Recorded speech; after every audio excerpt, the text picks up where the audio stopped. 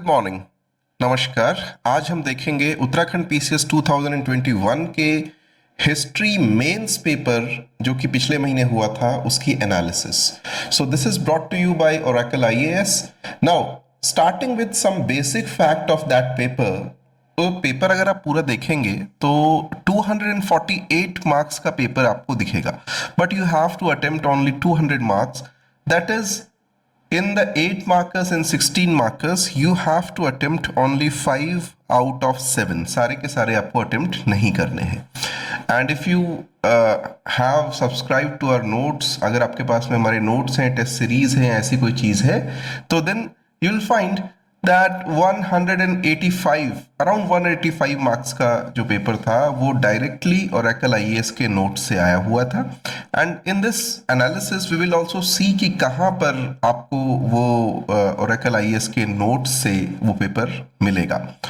Apart from that, अगर हम 200 marks की बात करें, यहाँ पर नहीं लिखा हुआ है, but around 165 out of 200 if you wanted to attempt, you could have got that from our sources, from our test series, from our notes, or from answer writing program.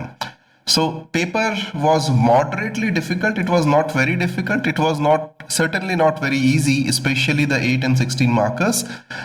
It was difficult because 16 marker questions में जो question थे, उत्तराखंड के question ज़्यादा पूछे थे, and there was less content to do there than you could have possibly read.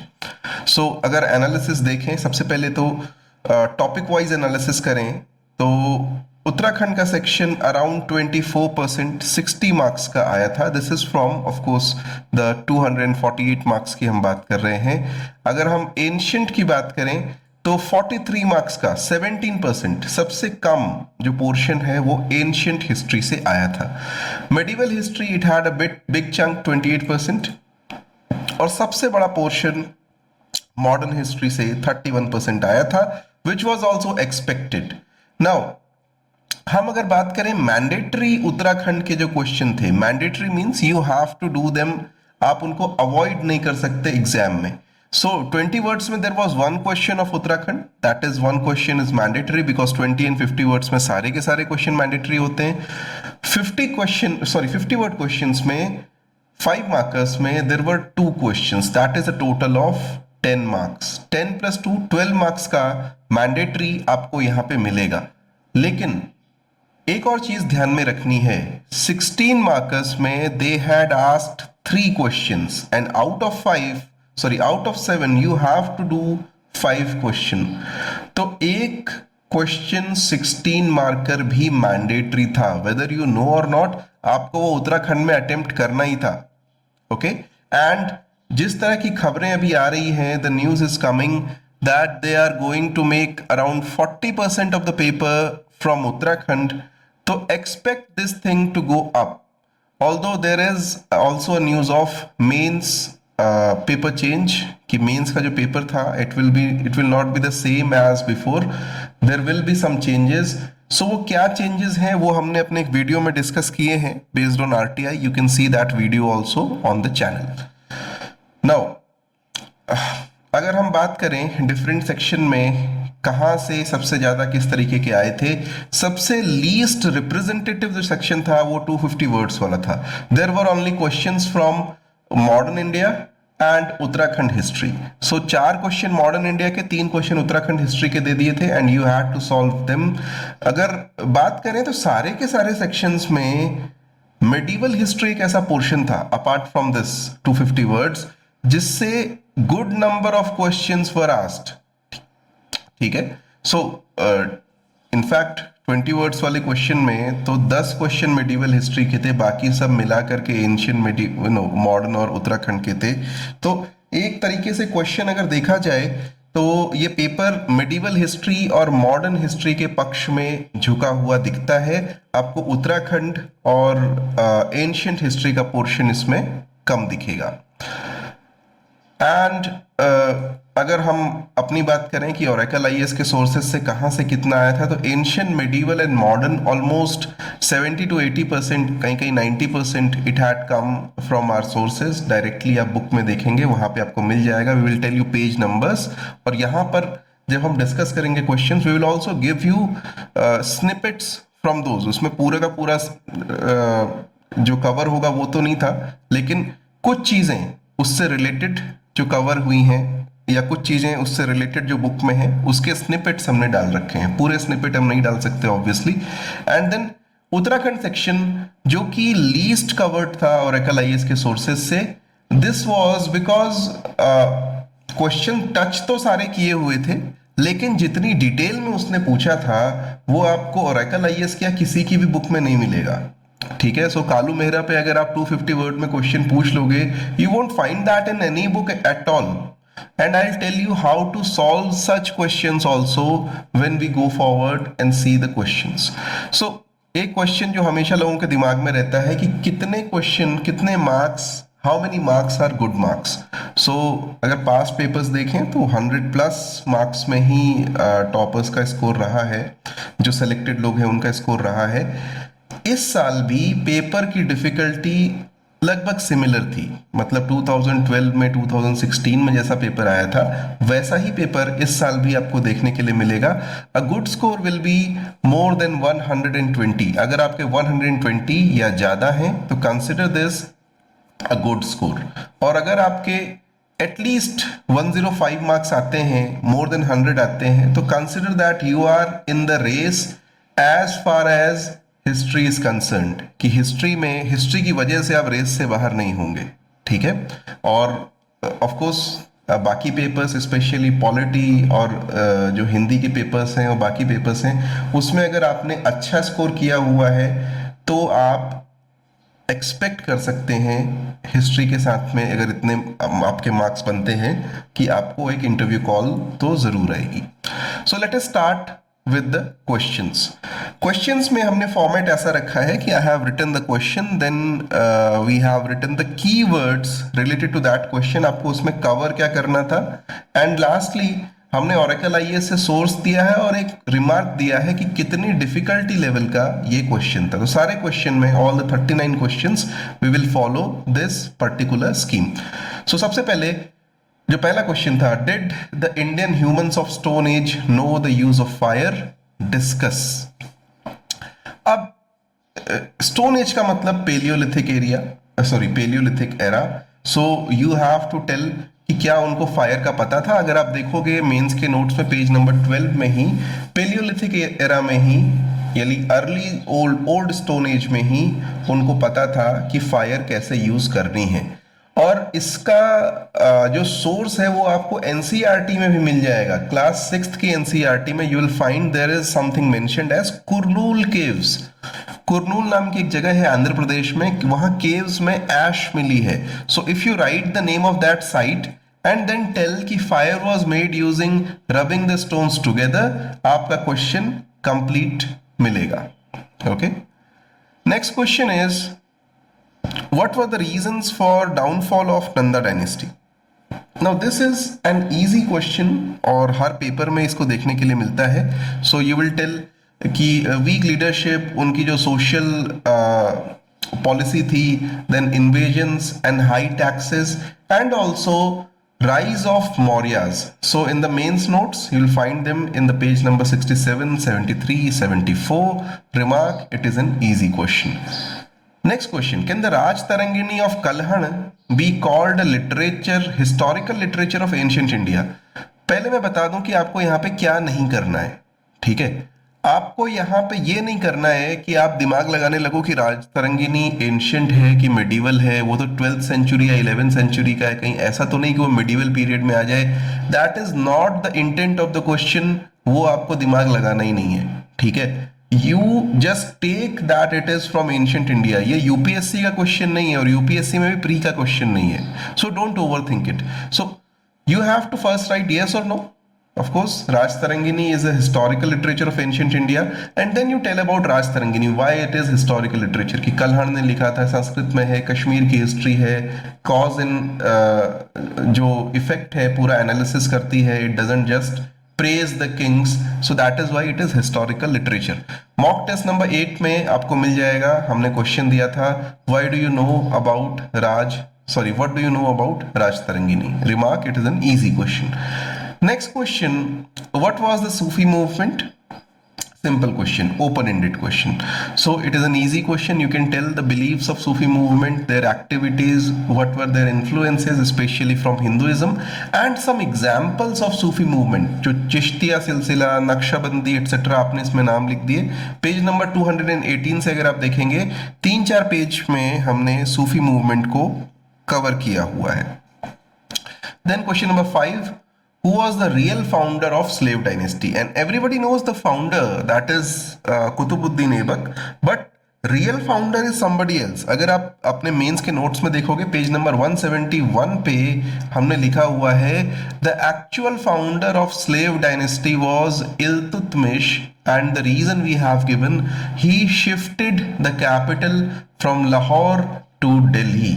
तो दिल्ली सल्तनत का जो एक्चुअल फाउंडर था वो था. एंड सेकेंडली, इसी के टाइम पे पहली बार जो इंटीरियर फ्रंटियर था सल्तनत का वो स्टेबलाइज होता है. Before that there were continuous rebellions. He had a long rule, और उस पीरियड में वो रिबेलियंस धीरे धीरे खत्म हो गए. It is an easy question. What was Balban's policy of Sajda and Paibos? Now this question only half, that is 2 में से 1 मार्क का हमारे पास में covered है. You can see that in our जो वहां पे नोट्स हैं, सिजदा को हमने कवर किया हुआ है. Although daily answer writing class में हमने थ्योरी ऑफ किंगशिप और उसके बाद ब्लड एंड आयरन पॉलिसी के बारे में पूछा है, वहां पर भी मेंशन्ड है. So you can consider 2 marks. हमने इसको 1 मार्क्स का ही लिया है कि हमने इसमें 1 मार्क्स कवर किया है. So you can describe the ceremonies sijda और पाइबोस और क्यों यूज होती थी. तो sijda is you just take your head and put it on the ground in front of sultan. Paibos is you kiss the feet of the sultan. So these are Persian ceremonies, and Balban wanted to enforce them to increase his reputation. ठीक है, simple questions. Next, why did Chishti silsila become so popular in India? Discuss. Okay, so again Sufis, the love story with Sufi continues. Page number 218 के बाद में ये Sufis के बारे में दिया हुआ है. वहां पे दिया हुआ है चिश्तिया सिलसिला. What exactly is it? Why did it become popular? कि इनके हॉस्पाइस थे, ये लोग कुछ हिंदू प्रैक्टिसेस को बोरो करते थे, song and dance and yoga etcetera. They use became vegetarians, and then कुछ नाम उसमें सूफी चिश्ती सिलसिले के लोगों का उसमें दे देना है, and it will be covered. अगर आप देखेंगे तो आंसर राइटिंग क्लास में भी day number 14 we have a question, write a note on Sheikh Moinuddin Chishti of Ajmer. वहां पर भी ये चीज कवर हो रखी है. Question number 8, evaluate the character personality of Muhammad Ghori, discuss his place in history. This is a difficult question. Why? Because you have to evaluate and then also discuss. So इतना सारा रायता है जो आपको समेटना है सिर्फ 20 वर्ड्स में. Probably you can go to 30 words, लेकिन आप कैसे कर पाओगे? It is very difficult. Okay, so character and personality. Okay, you can say he had a forceful character, he wanted to increase his kingdom etcetera etcetera. That would be part of character and personality. Place in history you will find on page number 169. तो इसमें भी हमने 1 marks का ही लिया है कि हमने अपने सोर्सेज में कवर किया हुआ है. His place in history is basically in comparison to Ghaznavi, he established a permanent foothold of Turks in India. Okay, so he becomes the founder of Muslim power permanently in India. Muhammad Ghori. Next question, describe the invasion of Taimur. What was the effect of his invasion? For the same reason, it is also a difficult question, but you can say कि ठीक है, Taimur he invaded Delhi in 1398. The effect was immediate effect, of course. First of all, the king ran away, king of Delhi, and Taimur captured it. There was a massacre. The long term impact was Tughlaq dynasty, it became even weaker. Okay, Delhi Sultanate became even weaker. Now more independent kingdoms emerged even in North India. So इस तरीके से आप इसको conclude करोगे. Mains के notes में page number 188, 198, 201 बहुत सारी जगहों पे इसको दिया हुआ है. Discuss the social and economic condition of India from 1200 to 1526 during the Sultanate period. So उन्होंने पहले ही बांट दिया है कि सोशल एंड इकोनॉमिक कंडीशन. तो अब सोशल कंडीशन लिखोगे कि ठीक है, apart from the early varna system, now we also had the influx of Muslims and some new caste, some new groups like Kayastha and Rajputs etcetera, they emerge in this period. And then you'll talk about economic condition that in this period, for example, we have introduction of new things. Okay, so we have introduction of, for example, European trade through Portuguese. We have introduction of new items like this paper.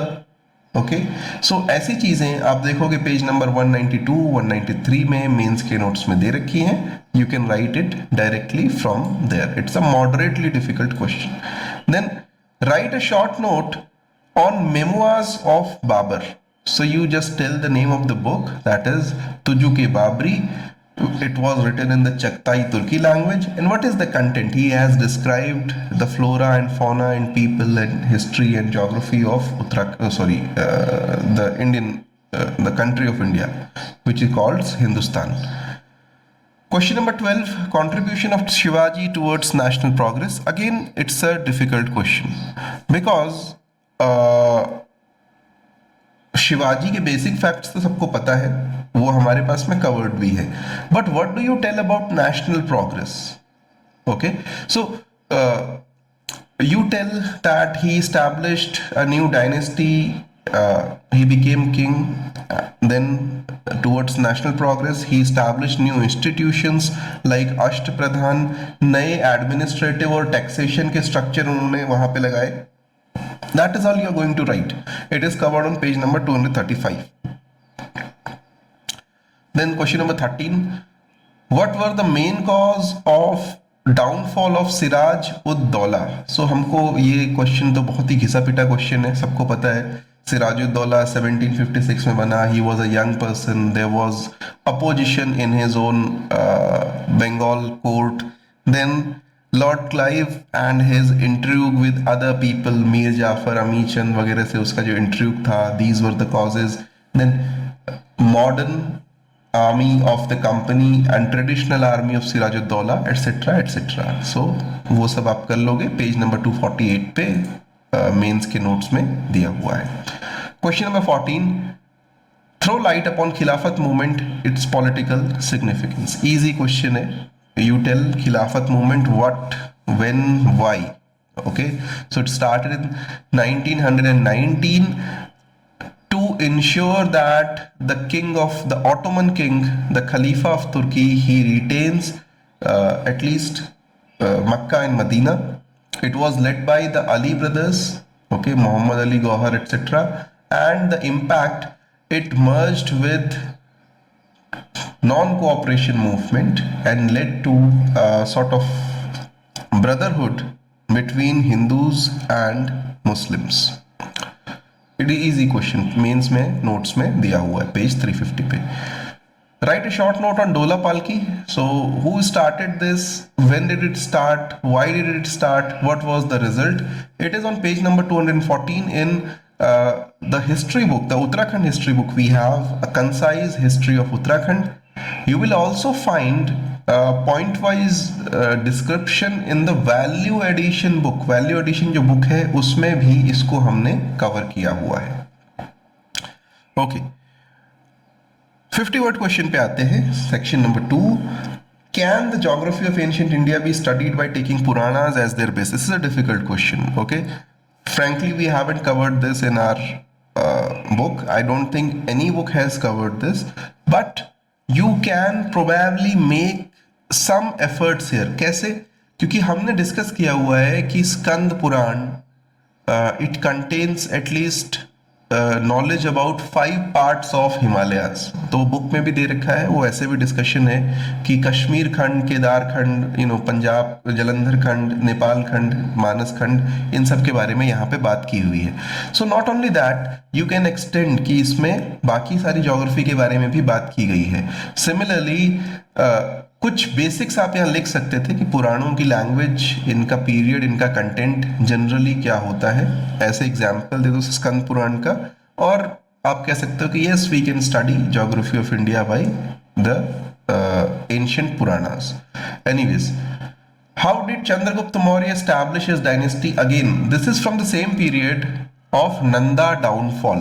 So you tell the sources first of all. We get to know about this from the Arthashastra, the Mudra Rakshas or Megasthenes, and also Sangam literature. And in this it is related. उसमें क्या जो description है, ठीक है, कि चाणक्य की help से उसने धीरे धीरे पंजाब से ही started invasion and he captured the Greek areas and then he captured the area, central area that is the held by Nanda king. Oracle IAS में पेज नंबर 74-75 में इसको दिया हुआ है.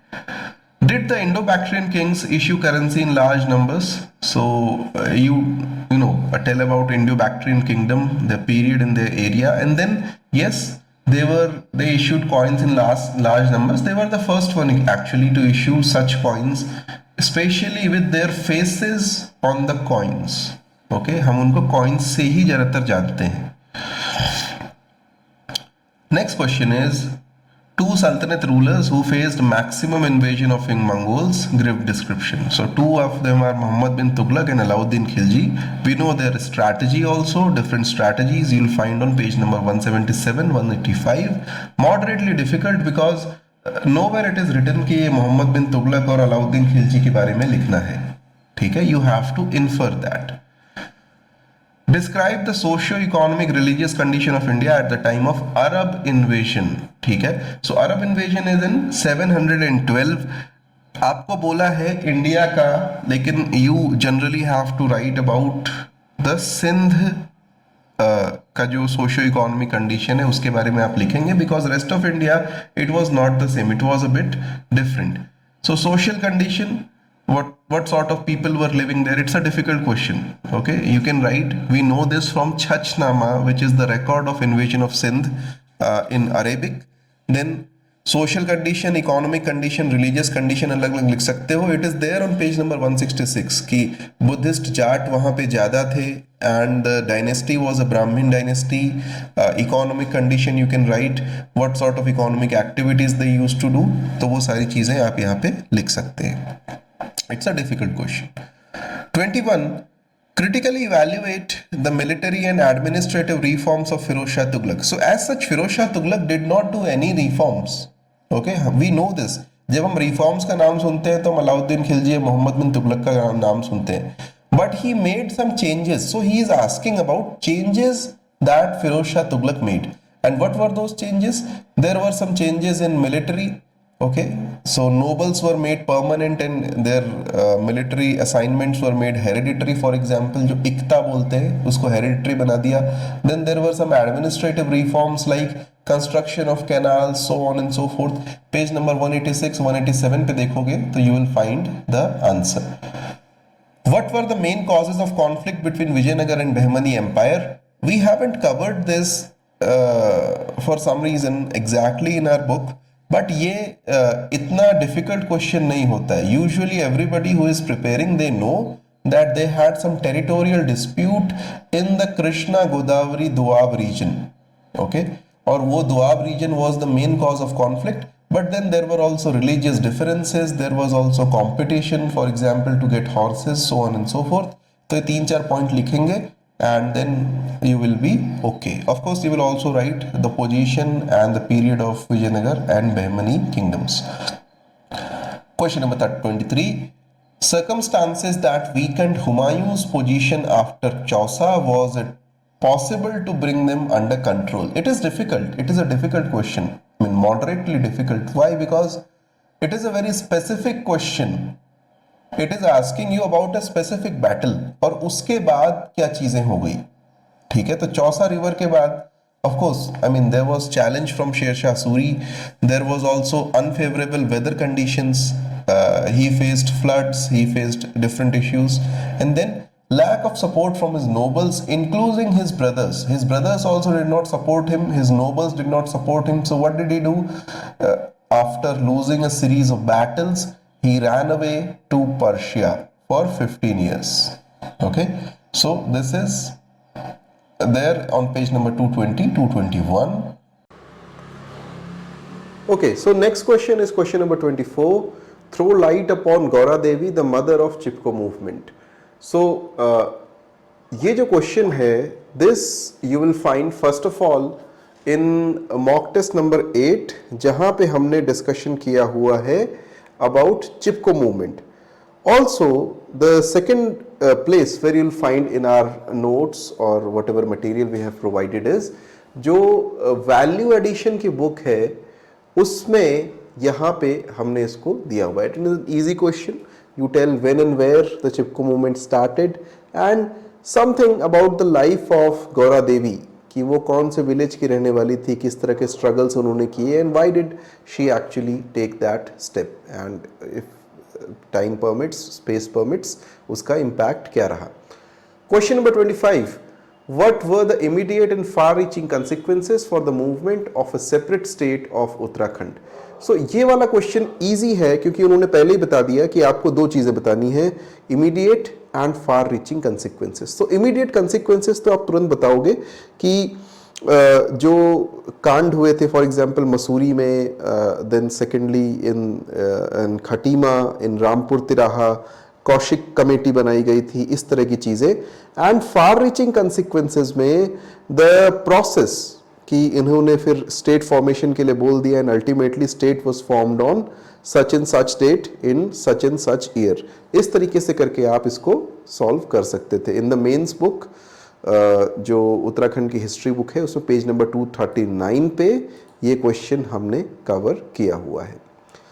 Now comes the third section which is 8 marker. इस section में जो questions होंगे, हमें सबसे पहले उसमें बताना होगा कि एक इंट्रोडक्शन छोटा सा, what, when, why, where etcetera, and then point wise हम लोग लिखते हैं, and if time permits, if space permits, we also write a conclusion. Although space इसमें बहुत 2 पेजेस इसमें देते हैं. So question number 26 was compare Rigvedic and later Vedic period in short. तो सबसे पहले आप बता दोगे कौन से पीरियड की बात हो रही है, ऋग्वेदिक पीरियड कौन सा है, लेटर वैदिक कौन सा पीरियड है, उसमें एरिया कौन सा था, and then you take certain common parameters. For example you take कि हम लोग बात कर लें अगर कि king, how was he selected, what were the role of sabha samiti etcetera, what was the position of women, what was the taxation system like. तो अलग अलग ऐसे कुछ कॉमन पैरामीटर्स 4 से 5 आप सेलेक्ट कर लीजिए and you compare them. It is an easy question. अगर आप मेंस के नोट्स में देखोगे, पेज नंबर 40 से 46 के बीच में ये आपको दिखाई दे जाएगा. Next question, what were the causes of downfall of Buddhism. घिसा पीटा क्वेश्चन है, डिस्कस. सो यू टेल कि भाई पॉलिटिकल पैट्रोनेज नहीं मिली, इकोनॉमिकली उस समय पे इतना अच्छा नहीं था कि लोग उनको दे पाते, रिलीजियसली शंकराचार्य, और then you talk about Mandan Mishra और उनके जो टीचर थे Kumarila Bhatt. Then you talk about certain social reasons कि उस समय पे शायद Hinduism had become much more effective, and then हम भक्ति आंदोलन की बात कर रहे हैं, and military reasons, that is after the collapse of Pala and Sena kingdom there was attack by the Turks, और उन्होंने विक्रमशिला, नालंदा एटसेट्रा जो सेंटर्स थे वो उन सेंटर्स को डिस्ट्रॉय कर दिया. So over 11th and 12th centuries this Buddhism, it basically vanished in India. Okay, next question, Arthashastra of Kautilya is definitely related to Mauryan period, but what was its content? So आप content में अर्थशास्त्र में बहुत कुछ लिखा हुआ है। अगर आप अपनी बुक खोलोगे तो 72, 74, 86, 89, 18, 91 बहुत सारे पेज नंबर्स पे बहुत कुछ हमने उसमें मसाला दे रखा है। उसके बेसिस पे आप लिख सकते हैं what was the content related to policy and administration, regarding society, regarding international relation, regarding other historical information, politics, ये सारी चीज़ें आप उसमें देख सकते हैं। इनफैक्ट सप्तांग थ्योरी को लेकर के हमने एक क्वेश्चन भी करवाया था। It was a 50 word question although in our answer writing classes. It was a moderately difficult question. Next question is what were the reasons of Ibrahim Lodi's defeat. So again आप इस क्वेश्चन को अलग अलग पार्ट्स में तोड़ लोगे।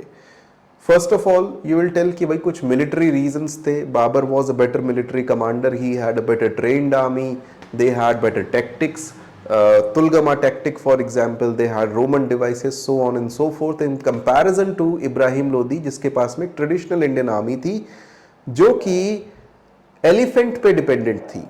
Then secondly certain socio-political issues were also there कि जो इब्राहिम लोदी था उसकी अपने ही लोगों से नहीं बन रही थी, ठीक है। he was not very happy and people were not happy with him, so Daulat Khan Lodi, he called Babur to India, so he didn't get much support from his own kingdom. And the third one, technological reasons. So what are these technological reasons?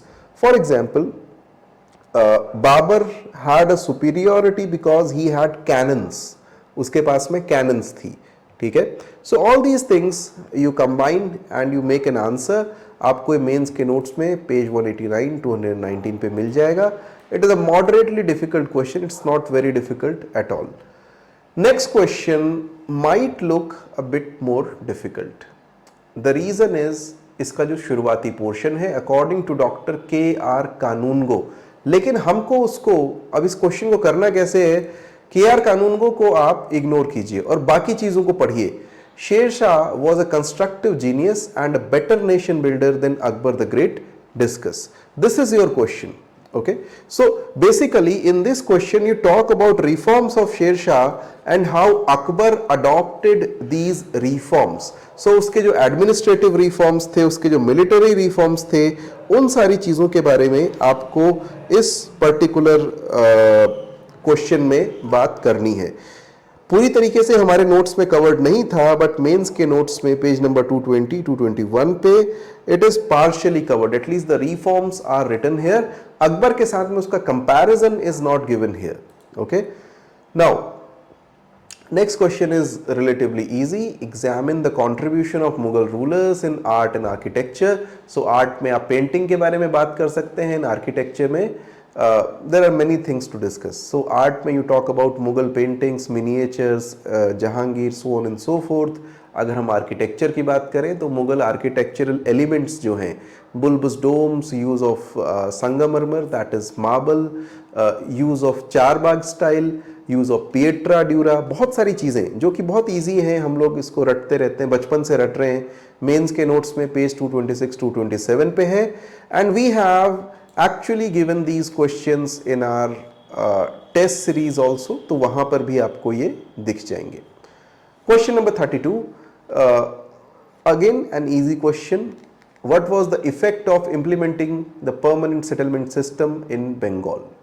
Okay, so आप दो तरीके से इसको लिखेंगे कि इसमें सबसे पहले स्टेक होल्डर आप आइडेंटिफाई करेंगे। There are 3 stakeholders, one is the East India company, secondly the zamindars, thirdly the actual cultivators, the farmers, peasants. So उन तीनों पे क्या क्या impact हुआ, you will write the immediate impact and then you will write what was the long term impact on these people, वो आपको लिख देना है। मेंस के नोट्स में अगर आप देखोगे इन पेज नंबर पे 261 to 263 the same things are written. अब आते हैं हम लास्ट सेक्शन पे, 250 word 16 markers. This section was a bit difficult, not only because questions were a bit bizarre, but because questions में आपको कंटेंट लिखने के लिए भी थोड़ी कमी थी, especially the last 3 questions. So let us see all the questions. First of all, the first question is similar in format. According to S.N. Sen, the mutiny was not inevitable. but it was inherent in the constitution of the empire. Discuss. SN Sen को आप कोने कीजिए, इनको आप ignore कीजिए, he is a historian, but we have to talk about the statement that he has made कि mutiny 1857 में न होती तो बाद में भी हो सकती थी, क्योंकि एम्पायर के कॉन्स्टिट्यूशन में, उसके लीगल एडमिनिस्ट्रेटिव स्ट्रक्चर में म्यूटिनी होना लिखा था। ठीक है, तो basically it is asking about the reasons why the mutiny happened. ठीक है, तो हमें यही लिखना है। इजी क्वेश्चन है, अगर आप इसको एक बार एनालाइज कर लेते हैं, it's not a difficult question.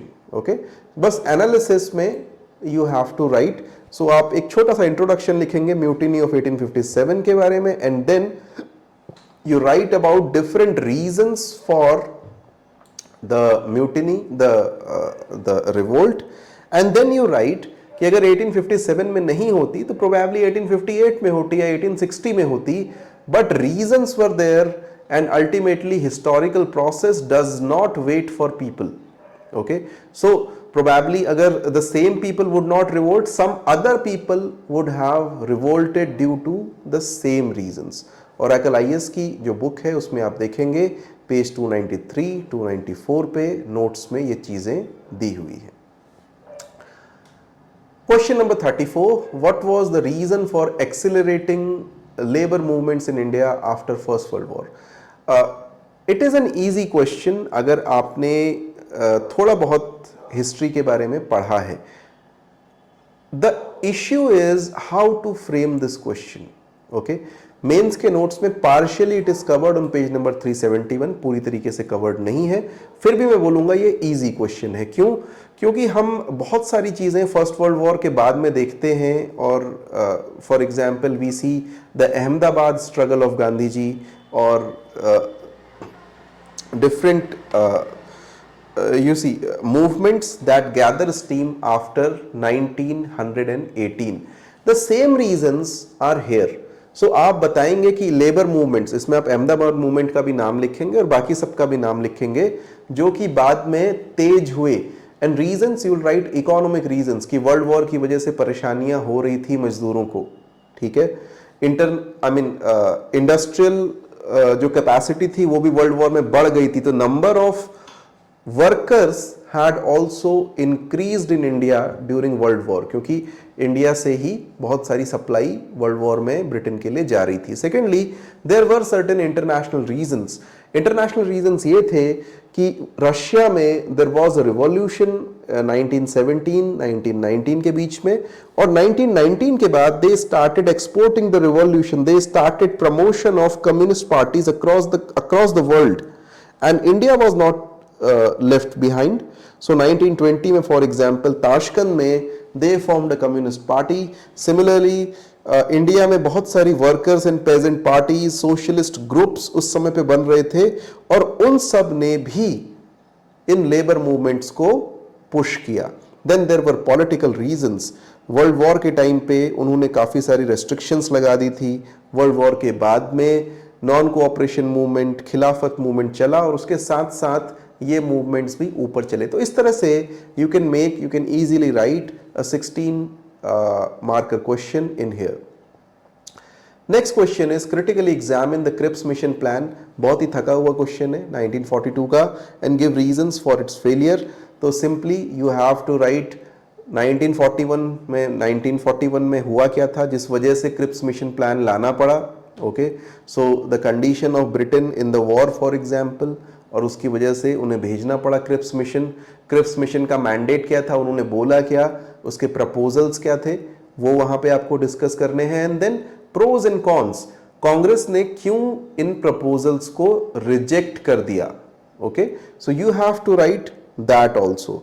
And after that ये सब लिखने के बाद में कि ऑब्वियसली आपने लिख दिए reasons for its failure, what did it lead to.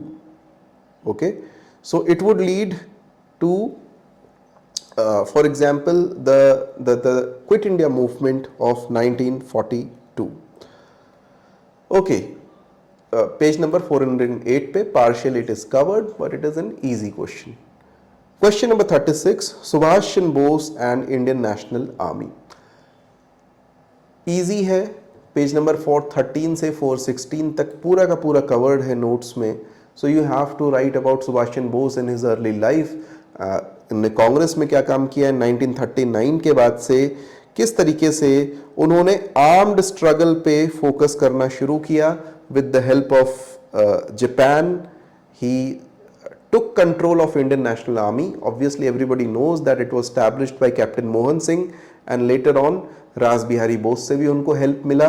इसके जो कैंपेन्स थे वो आप लिखोगे कि अंडमान निकोबार में कैंपेन किए, नॉर्थ ईस्ट में, मणिपुर में, नागालैंड में इन्होंने कैंपेन किए और उसका इम्पैक्ट क्या हुआ. Not only military impact but impact on people. For example in 1946 जब ट्रायल्स चल रहे थे INA के, तो किस तरीके से लोगों ने इसको रिस्पॉन्ड किया. So it is a moderately difficult question, not very difficult. अब जो नेक्स्ट 3 क्वेश्चंस हैं वो रादर डिफिकल्ट हैं. द रीजन इज उत्तराखंड में आई थिंक इतना कोई ध्यान से पढ़ता नहीं था एंड नोबडी एक्सपेक्टेड कि 16 मार्क्स का कोई क्वेश्चन उत्तराखंड में मैंडेटरी हो जाएगा. ठीक है. सो एज ऑलरेडी डिस्कस्ड यहाँ पे 7 क्वेश्चंस में से 5 करने थे. 3 अगर उत्तराखंड के हैं तो minimum 1 question you have to do which is mandatory from Uttarakhand. So question है what was the role of Garhwal and Kumaon in Quit India movement. Discuss. हमारी जो बुक है a concise history of India of Uttarakhand, उसमें 215, 216, 217, 223 इन सभी जगहों पे आपको डिटेल में क्विट इंडिया मूवमेंट और उसका कुमाऊं और गढ़वाल में किस तरह का इम्पैक्ट रहा वो मिल जाएगा. सो कुमाऊं में क्विट इंडिया मूवमेंट किस तरीके से पीपल वर अरेस्टेड, चनौदा में क्या हुआ, सल्ट में क्या हुआ, अलग अलग जगहों पे उसके बारे में लिखा है. टिहरी गढ़वाल में श्रीदेव सुमन किस तरीके से कर रहे थे उसके बारे में लिखा है and its impact also is mentioned in the book. तो वहां पे आप इसको देख सकते हैं. Next question was discuss the contribution of Kalu महारा in the revolt of 1857. So Kalu महारा revolt of 1857 पता सबको है, probably 50 words तक सब लिख देंगे और 50 probably 100 words like हमारी बुक में भी दिया होगा. But 250 words में आ जाएगा ये question nobody knew. So you write about early life of Kalu महारा, where he was from, किस तरह की उनकी एक्टिविटीज थी एंड देन 1857 में उन्होंने कोई ऑर्गेनाइजेशन बनाया. Who were his friends, what were his attempts. For example लोहा घाट पे या हल्द्वानी पे या बाकी जगहों पे उन्होंने अटेम्प्ट्स किए.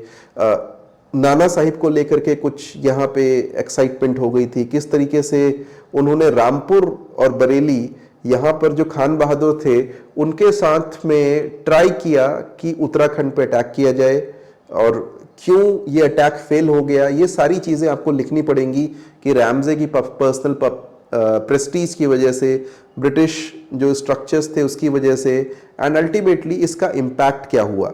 Impact in the long term, कि तुरंत तो कोई इम्पैक्ट ज्यादा हुआ नहीं लेकिन बाद में लॉन्ग टर्म में people found an inspiration in the works of, in the attempts of, in the efforts of Kalu Mahara. तो वो हमको यहाँ पे लिखना पड़ेगा. Probably you can stretch it to 200, 220 words. 250 तो मैं नहीं बोलूंगा कि आप शायद इसको कर पाएंगे. Next question is last question, probably the most difficult one because again some of it is not even based on proper history. Okay, so after the death of King Brahmadev, the state was divided among whom? Describe.